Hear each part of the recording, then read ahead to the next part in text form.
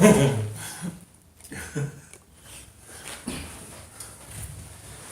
give it a little time lapse. Good evening, ladies and gentlemen, and welcome to the Stephanie Stevens Show.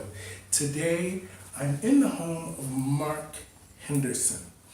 Mark Henderson is he's a survivor of one of the most brutal attacks from a serial killer right here in Toronto.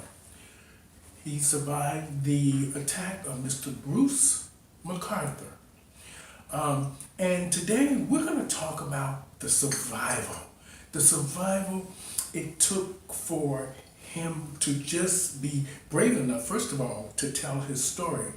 And second of all, is the mere fact that he is living that memory almost every day, but trying to stay positive and focused to just make his life better. And he's a survivor of a lot of different things that have happened in the LGBT two-spirit pronoun community. And he has decided that he wants to help educate and inspire our audience out there and other gay men and women and other non-binary people and pronouns, how they can survive through the roughest of times. So I just want to say thank you so much, Mark, for coming on my show. You know, like you said earlier, we've known each other for years. And at first, I'm going to be honest, when we first talked on it, I didn't remember you exactly. And then I started scrolling through your stuff. And I want to just say welcome to the show. You know, you're brave, first of all, for doing this. Second of all, for reliving a lot of this. I know it must be hard. Now, I don't want to really focus on the Bruce MacArthur. I want to focus on your survival. What are you doing now? Well, thanks for having me on the show. Mm-hmm. I just think you're amazing. Oh, thank you. There's a lot of performers come and go, and we've seen them all. Mm-hmm. And some stay, and some have huge careers, and they drink it, or it goes up their nose, or Mm-hmm. you know, you're someone who, from the moment you got into town, you were giving money back. Because in those years, we were raising money to save our brothers and sisters that were being taken. Oh, yes. And so the fact that we're here, it's so many years later, and Mm-hmm. you're looking amazing. Your show is fantastic. You're good at what you do. Of course, I'd leap at being here with you. Thank you. You know, this world you live in is very eccentric. It's very, you know, when we first were looking at this, you caught our attention on TikTok. You actually caught the producer's attention on TikTok. So she kept messaging me about you and asking me, did I know you? And I said, no, I don't think I know him. And she says, well, I want you to look into this and let's see if we can get him on the show. So when I came into your home and I saw all of this, and I thought, like you say, your friend says, Mark, you're too much, or this is too much. But this is so fabulous. This is like if you were living with Liberace, Liberace or Little Richard. This seems, but what I like is details.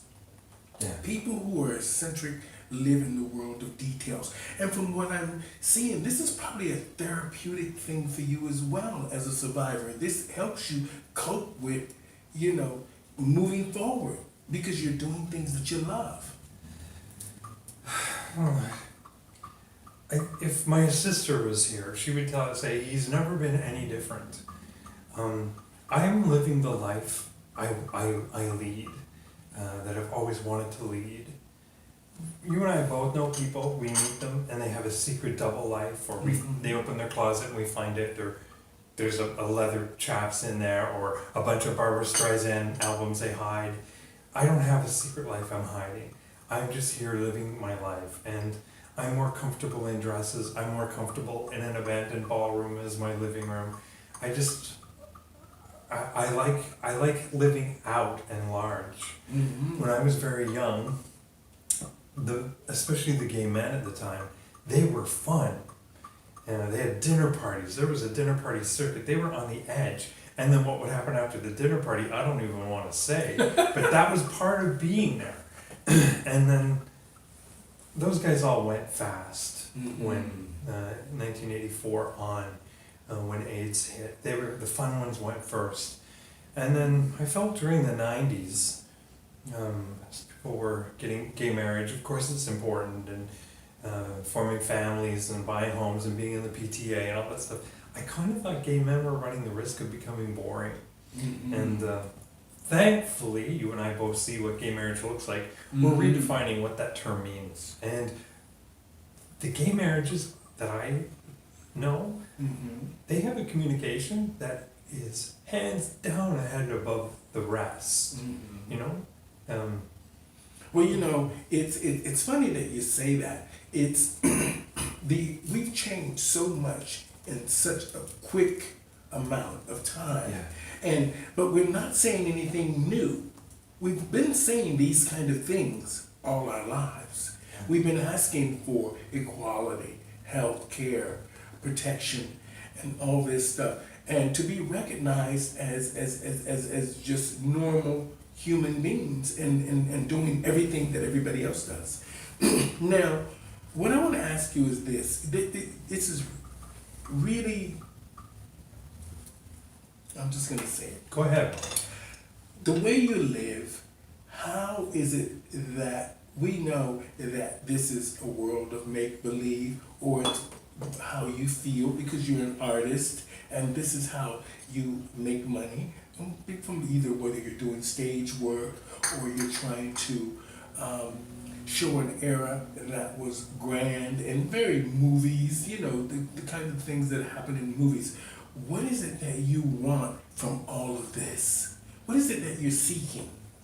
Well, my goal in life isn't happiness, because that's too conditional. If you treat me the way I want you to treat me, I'll be happy. That means my happiness is based on your actions. So I don't want that. That's not my goal. Mhm. Maya Angelou says we seek peace of mind.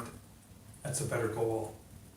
And so I seek peace of mind, and I live my life the way I feel like living it. After everything that's been said about me in the media and not just news shows and papers, but social media and TikToks about that carry the killer's narrative. After everything that's been said about me, if I walk down the street in a crazy dress and live in a very Baroque Rococo life, people think I'm cuckoo, I think I'm Rococo, I can live with that. The words do not hurt me anymore. Well, because we are right here in the center of the gay village, we're used to seeing people that are a little bit eccentric as well. But I'm sure people who think of themselves as normal, or even some gay men who really like this sort of thing but too scared to embrace it because they're too scared to feel like the community will, laugh at them or whatever. But it's hard to convince people that when you're living in an era that, first of all, that they don't understand, that only certain groups of people will understand this eccentric lifestyle. Well, you said we're here in the center of the gay community. Mm-hmm. I'd like to change that a little bit, because I think you and I, we're the nucleus. Mm-hmm. Like, we're it. Think of all the people that said no to you, that said out, said you can't come in, this isn't for you, you're not in the show. No, no, we've heard it 100 times. Mm-hmm. Where are they? They're not here. They're all gone. Mm-hmm. They either left the business or died or did something, but they are not here, and there is nobody saying no to us now. We are the nucleus of the gay community, and I know every year at Pride, I have a little spot I'm at. Mm-hmm. I know people that have been seeing me there for 30 years. Well, it's funny when you say that. It's great. First of all, it's great that we're alive. Mm-hmm. That is an amazing thing. With AIDS, SARS, this corona here, and the mere fact of a serial killer in our community, and a lot of drug overdoses, and really bad things that have happened in the gay community. And for us to have survived, you're so right.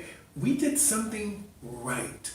But what I like about you is that you maybe this is an outlet of some kind for you, which is a great thing. A hobby, or you're looking to, you know, get work, or you're just being fabulous. This is not an outlet for me. This is me. Oh, this It's is more. you. It's more an outlet for you right now. Mhm.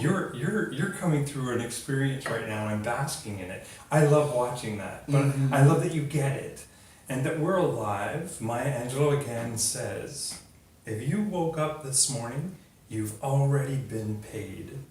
Mhm. And I'm not sure the world gets that. I When get was that. when I was very I get that. I was very young, I heard Maya Angelou say it on an Oprah show, and I wrote it down Mhm. because I did not understand it, and I thought someday I'll need to know this. So if you're watching this, write this down. If you woke up this morning, you have already been paid. That's true. And if you don't understand that today, write it down, put it somewhere. Eventually, you're going to look at that, and with a horror, you're Mhm. going to cling to it. What do you think? What do men think? I mean, I'm not trying to get too personal, but if you were having a boyfriend over or a hookup over, and they come here, what do they think? First of all, I have a lot of hookups. Oh, okay. That's my lifestyle. I'm one of the old ones. I'm not the marrying kind of any sort. And I love taking lovers. I think I'm hoping that the goods I'm selling underneath here distract enough from this. Oh, But I okay. have had actually a couple from Peterborough came in to buy a piece of furniture off me, because for a while I would trade up and sell the old stuff to buy something better. Mhm. And the woman jumped in the hall and she was just crying. And he came back in and said, she thinks it's a funeral home. Her dad just died and it kind of looks like the funeral home he was in. Oh my God!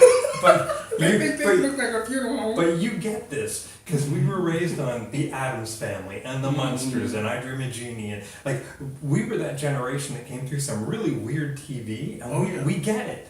Endora from Bewitched. Bewitched, yeah. All these period pieces. This is so amazing. I'm glad I got to experience this. I mean, I always wanted, when I go to Vegas, to go to Liberace's museum so I can see how Lee. you know Lee. how, I got extravagant stories. he lived. I got stories. Now, here's what I want you to do with this when you leave here. Mm-hmm. When you have a press junket, Mm-hmm. when you need to give interviews, because I know big things are coming your way. Your Mhm. future is so bright for me, it blinds my eyes to even think about it.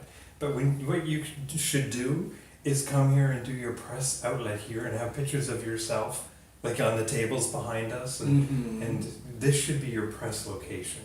Oh, that's a good idea. Yeah. Because this is amazing. If you guys could actually see this room, it's fantastic.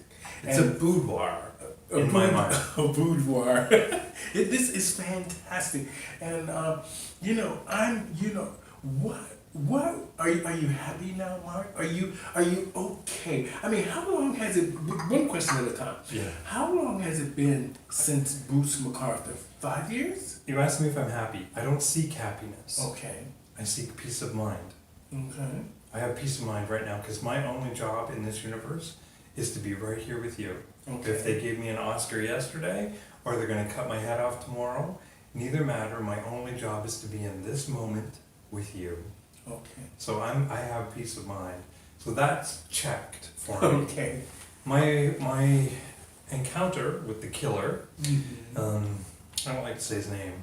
I just don't want to. His name gets too much already. Okay. You know, I'm a footnote in his story right now, Mhm. but I promise you, before I die, my Wikipedia page, he is going to be a footnote in mine. I am not going Mhm. to remain a footnote in his. Well, I'm just blessed that when we were talking about the story, she says, well, we're not focusing on the Bruce MacArthur story or theories and anything that happened. We want to focus on his survival. So are you in a good place now? Well, we have to touch on the story a little bit in order for me to lay it out. But in 2001, on Halloween Day, So it's been how many years since this? 20 years this year. Since he attacked you? Yes. Okay. And my friend and I had founded the Halloween on Church Street festival. It's the largest Halloween party in North America, beating Mexico, which I'm so proud of. So it's about 100,000, and it's an odd mix of the gay community, Asian community, and Middle Eastern communities. And I don't know what is in the Middle Eastern and Asian community that brings it out, but those are three cultures that meet on that night that don't meet any other time of the year in the way that they do. So I'm very proud of that. So my attack happened on Halloween day at noon.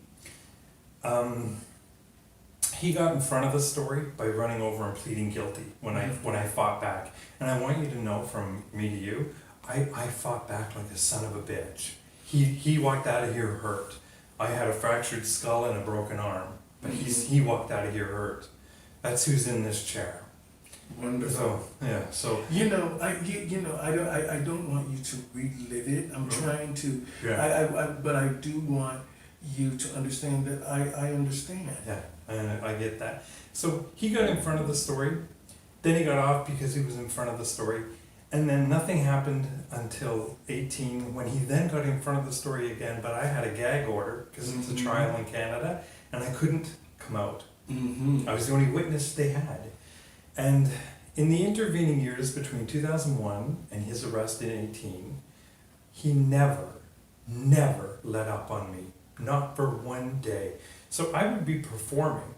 I did an awful lot of shows for Casey House. I raised $6.2 million for Casey House. And I would be on stage and I would see him in the audience.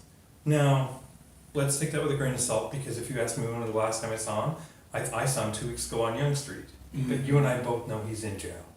So I was always running from a demon that may or may not have existed.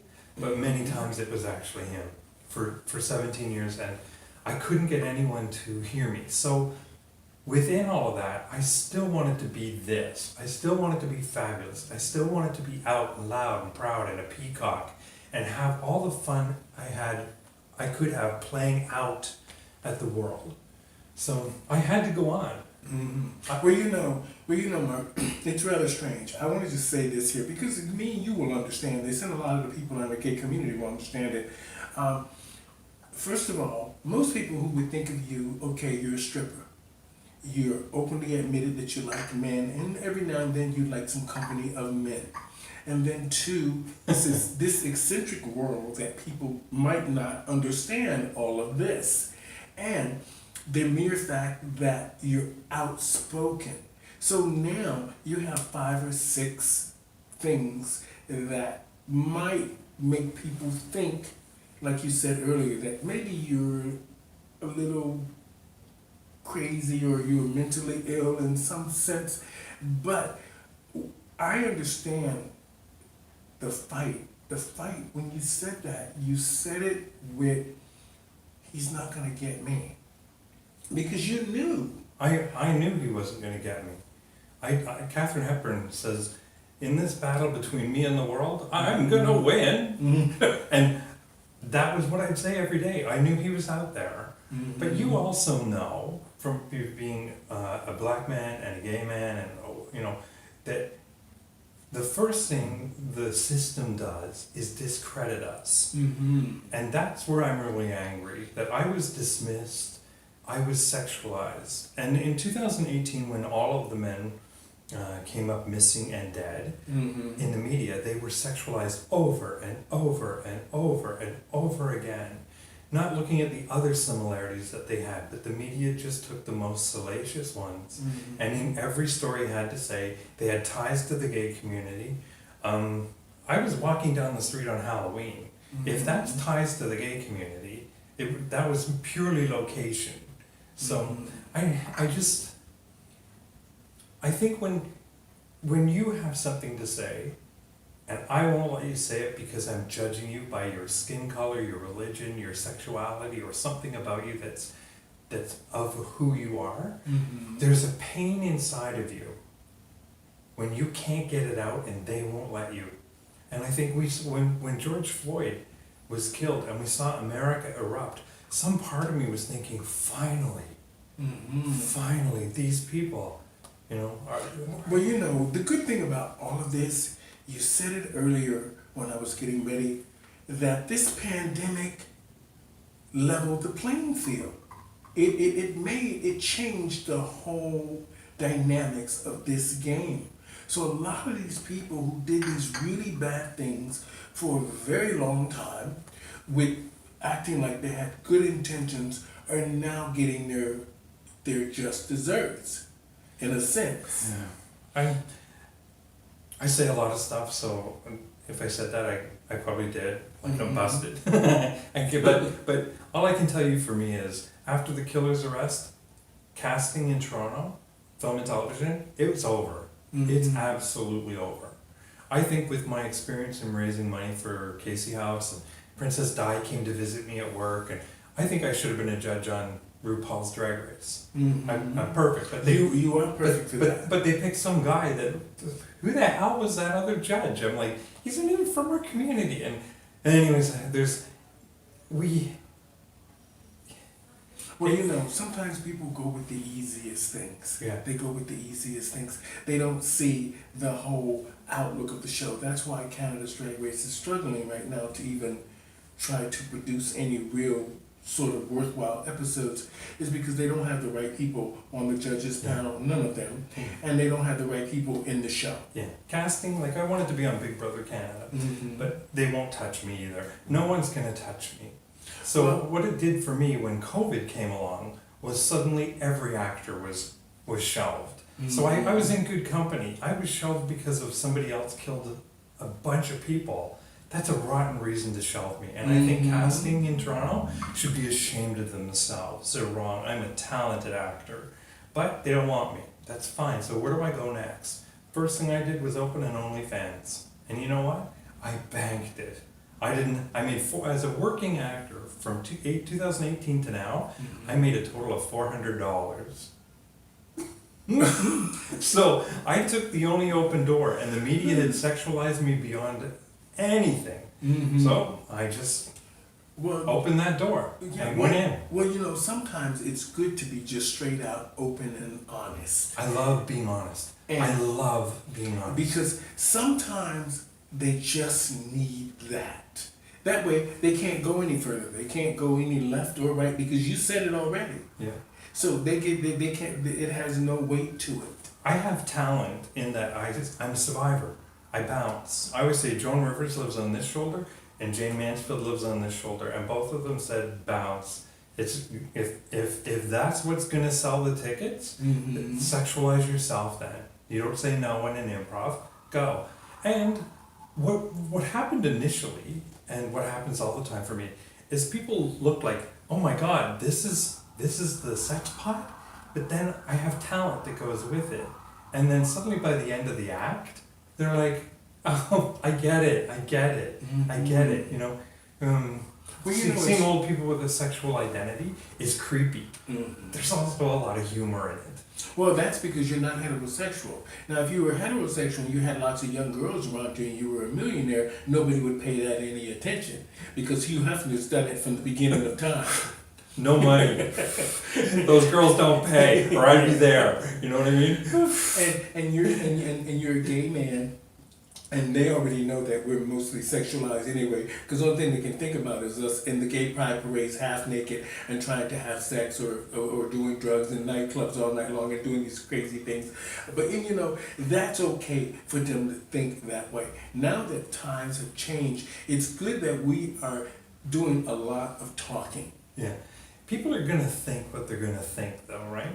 One time I was, years ago, before Freddie Mercury died, I had spent a summer with him in upstate New York. And Abby Hoffman was across the lake, and Lauren Hutton was at the cottage beside us. And I'm not allowed to say things about her doing all the drugs, but if I could say that.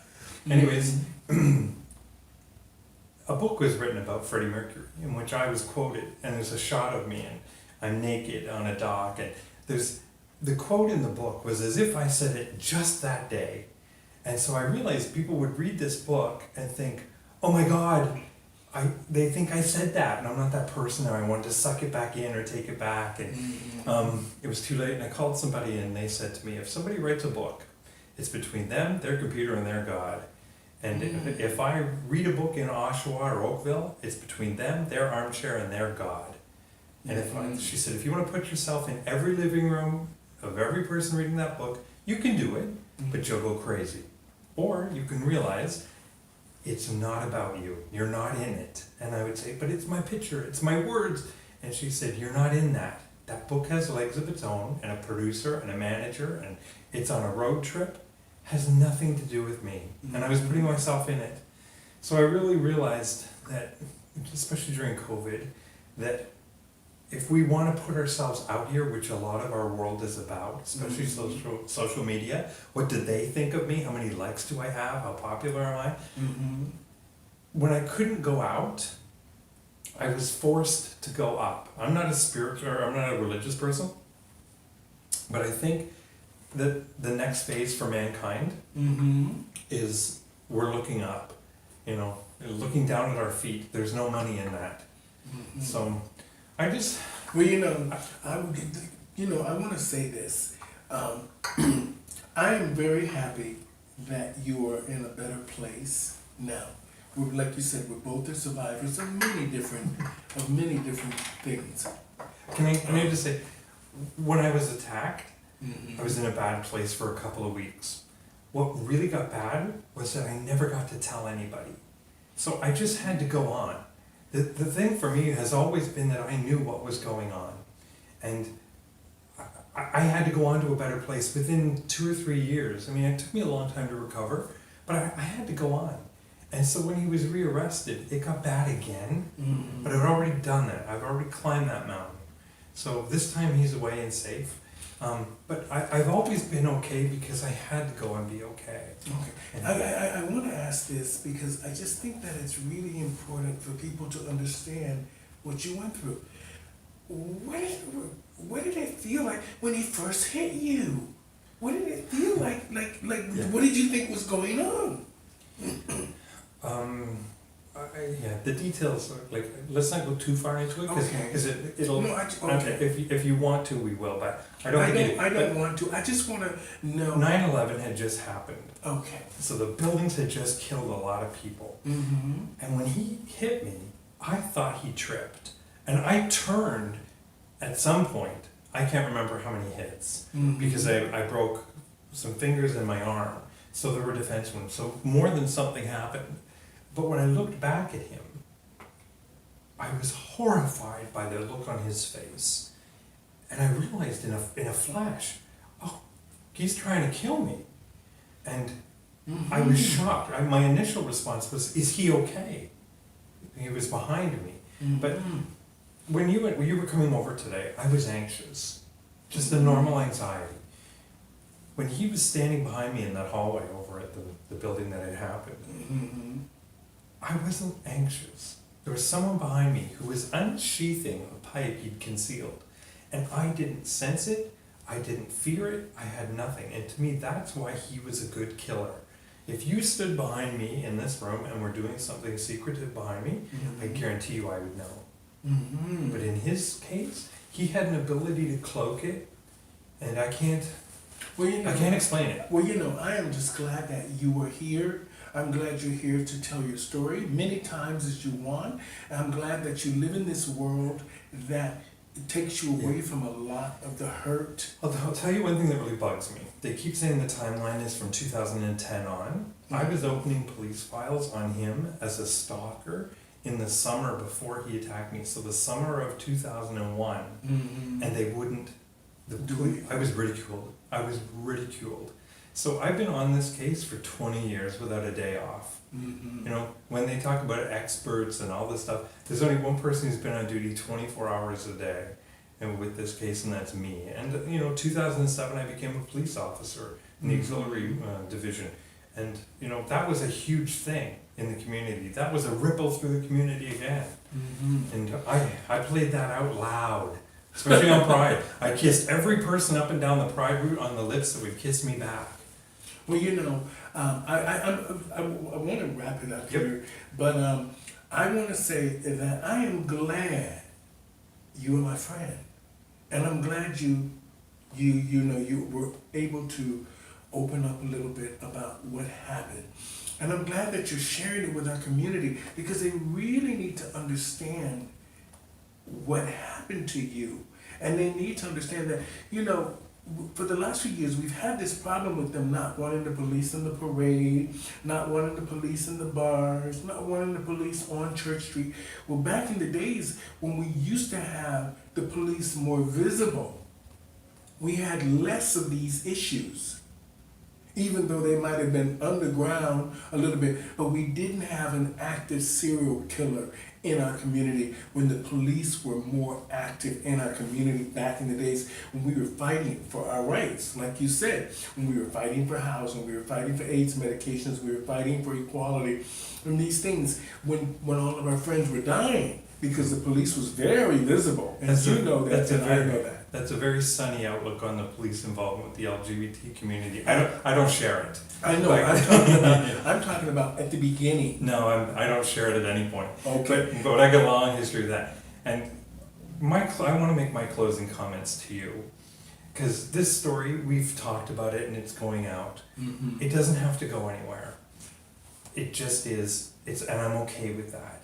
The great thing for me is, this is a result of us talking, is that other people out there can say, who can I talk to? Who will listen to my story?